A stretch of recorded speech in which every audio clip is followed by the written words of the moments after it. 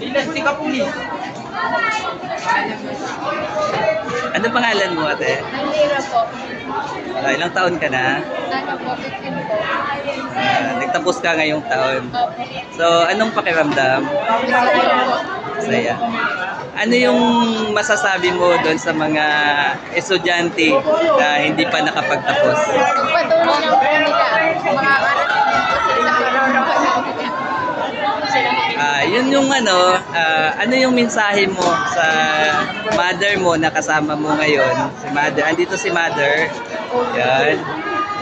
Ano sasabihin mo kay mother? Kasi siyempre, di ba, nagtapos ka sa pamamagitan ng tulong ng magulang mo. So ano yung sasabihin mo sa kanila? Ano po, nagpapasalamat po ako kasi po nandiyan po siya parati sa paggabay po sa akin. May gusto ka bang ipangako sa kanila na bibitawan na pwede nilang panghawakan? Ano po, tatapusin po yung pag-aaral po. Sare! Kakasunod siya mag-asawa. Magtapos muna, no? Opo, tapos po na. Si Mami naman, na-interviewin ko si Mami. Mami, anong gusto mo sabihin sa inyong napakagandang anak?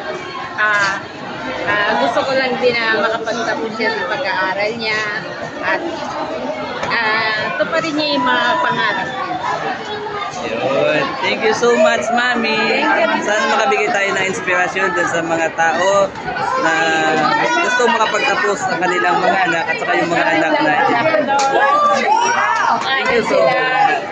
Kaya nila yan. Thank you po.